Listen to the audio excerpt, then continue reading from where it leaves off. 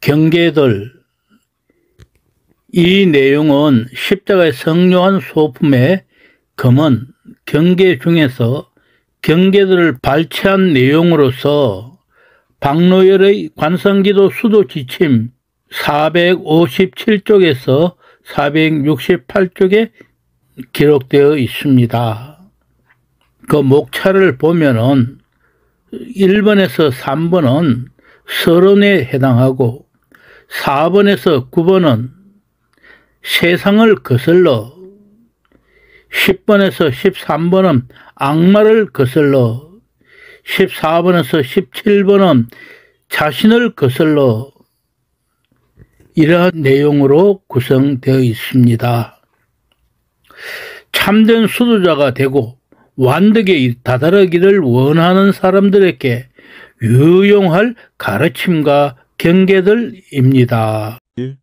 성령의 평화로운 위안을 즐기면서 하나님과의 합일에 이르러 이 세상의 모든 피조물들의 방해에서 해방되고 악마의 계략과 속임수로부터 보호를 받고 자신으로부터도 해방되는 거룩한 거듭과 영적 침묵, 그리고 영의 이탈과 가난에 재빠르게 다다르기를 원하는 영혼은 다음의 가르침을 실천할 필요가 있다.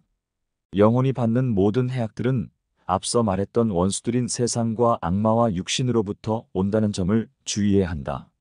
2. 세상은 셋 중에서 가장 쉬운 원수이다. 악마는 이해하기에 가장 모호한 것이다. 그리고 육신은 셋 중에서 가장 집요한 것이고 옛 인간이 지속되는 한 계속해서 공격을 한다. 3. 이러한 적들 중에서 하나를 극복하려면 이 셋 모두를 이겨야 할 필요가 있다. 하나가 약해지면 다른 두 가지도 약해져서 셋 모두를 이기게 되고 영혼에게는 더 이상의 전쟁이 일어나지 않는다. 세상을 거슬러. 4. 세상이 줄 수 있는 해악에서 완전히 자유로워지려면 세 가지 경계를 실천해야 한다. 첫 번째 경계. 5. 첫 번째는 친척이든 아니든 모든 사람들을 똑같은 사랑과 똑같은 망각으로 해하는 것이다. 친척에게서 마음을 떼는 만큼 친척이 아닌 사람들에게서도 마음을 떼어야 한다. 나아가 어떤 면에서는 친척들 사이에서 영원히 살아있는 본성적인 사랑으로 인하여 살과 피가 살아나지 못하도록 친척에게서 마음을 더 떼어야 한다. 영적 완성을 위해서는 그러한 본성적인 사랑을 억제하는 것이 옳기 때문이다. 그 모두를 타인처럼 대하라. 하나님께 드려야 할 애정을 그들에게 주는 것보다 이러한 식으로 대해야 그들을 더 잘 섬길 수 있다. 6. 어느 한 사람을 다른 사람보다 더 사랑하지 마라. 그렇지 않으면 잘못하게 될 것이다.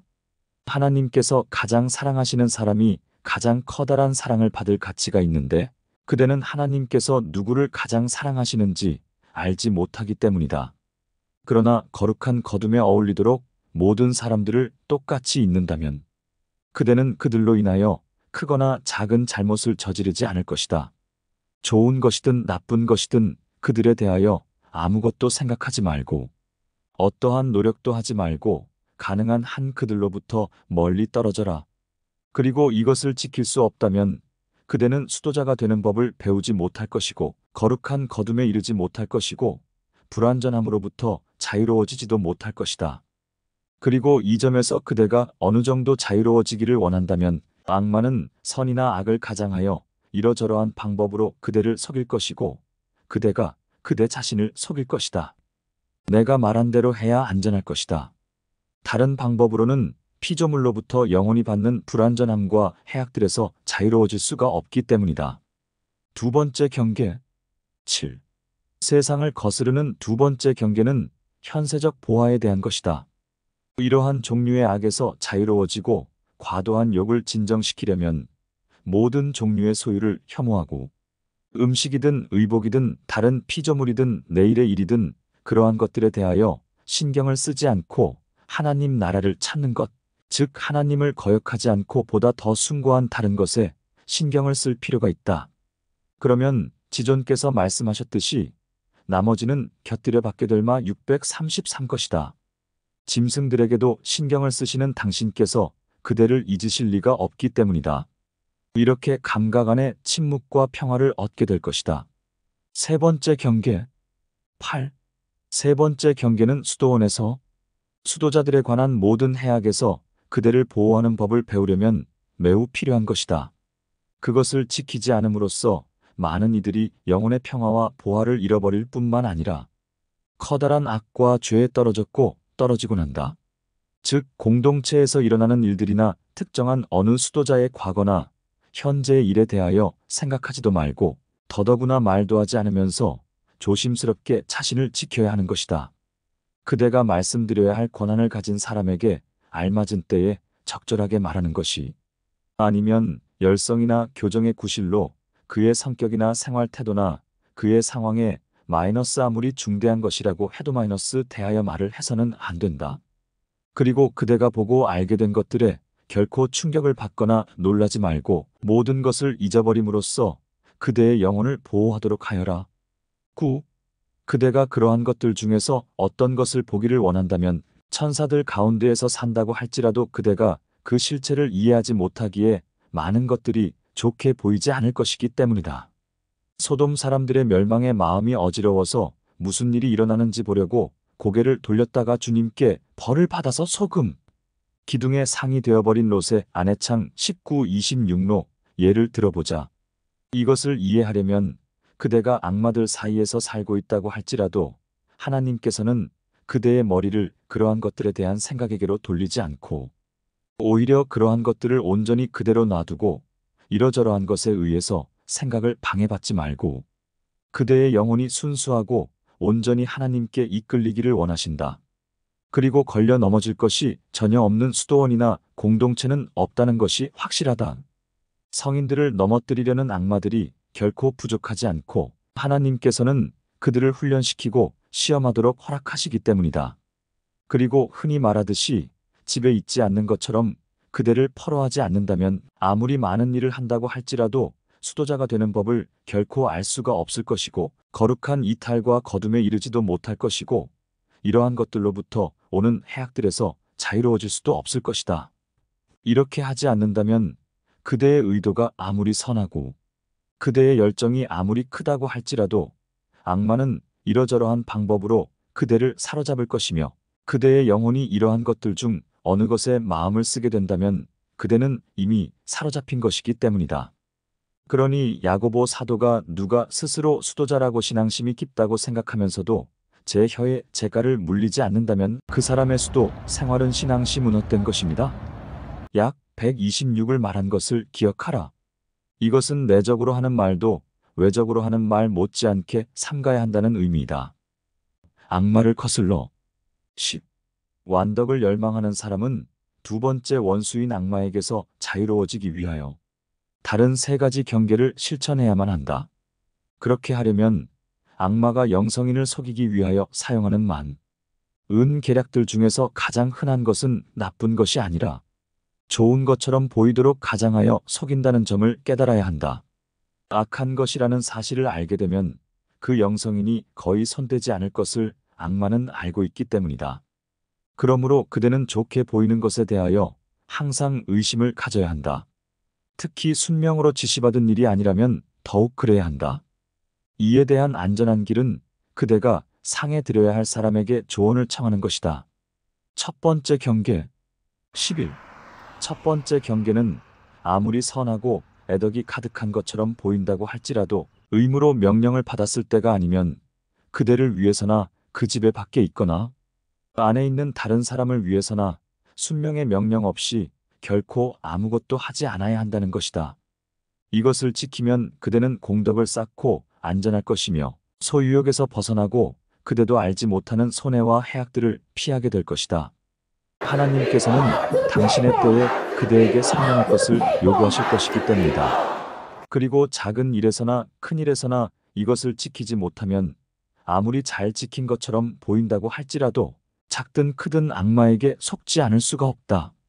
그대가 모든 것에 있어서 순명을 따르지 않은 것 이외에는 더 이상 잘못한 것이 없다고 할지라도 순명하지 않았다는 것만으로도 이미 무엄한 잘못을 저지른 것이다.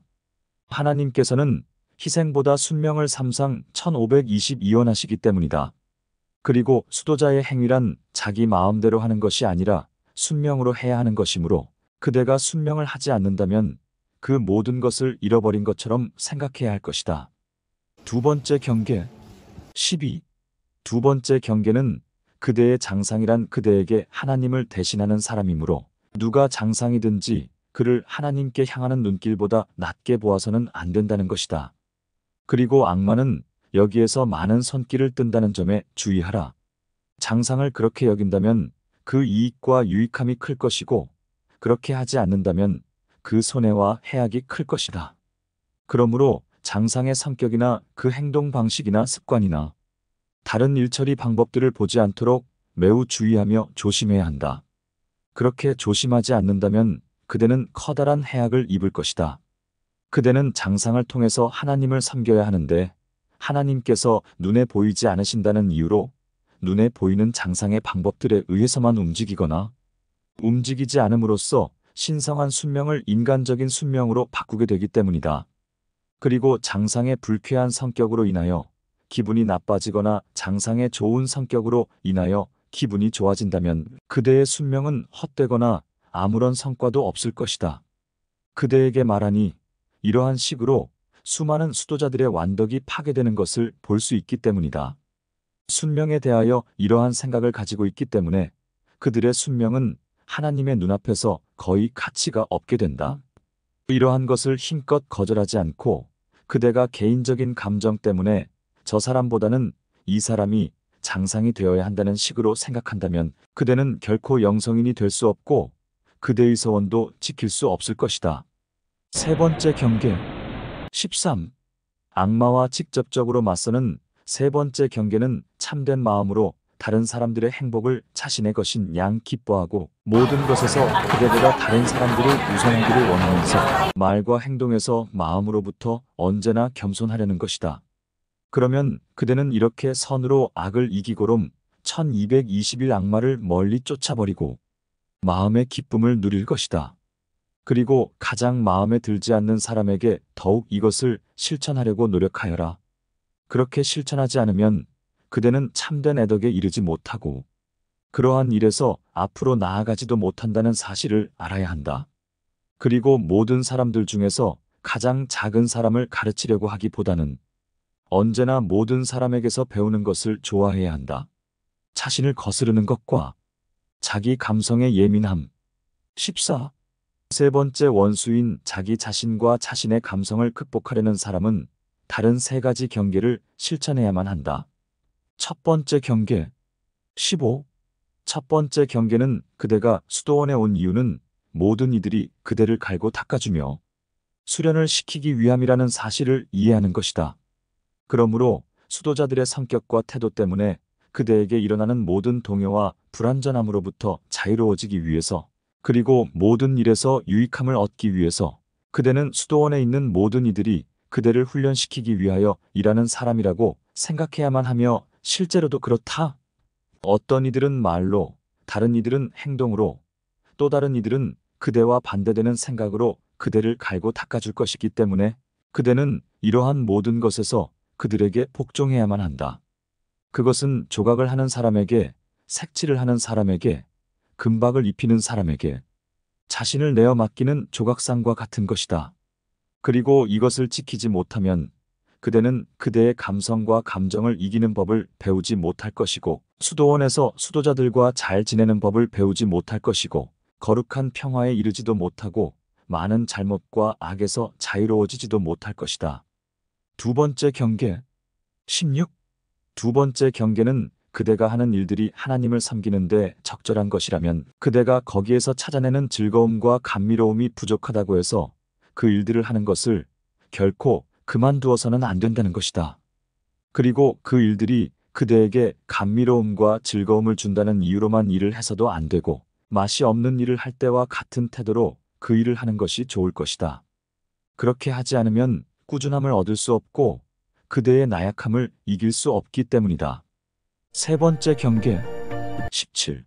세 번째 경계는 영성인들은 수련을 할 때 그 수련에서 오는 감미로움을 붙잡기 위하여 자기 눈을 그 감미로움에 두어서는 안 되고 그런 이유만으로 그러한 수련을 해서도 안 되며 그 수련의 본 맛에서 달아나서도 안 되고 오히려 그 수련에서 맛없고 어려운 것을 찾고 그것을 받아들여야 한다는 것이다. 그렇게 함으로써 감성의 재갈을 물릴 수가 있다. 다른 방법으로는 자애를 버릴 수도 없고 하나님의 사랑을 얻을 수도 없기 때문이다.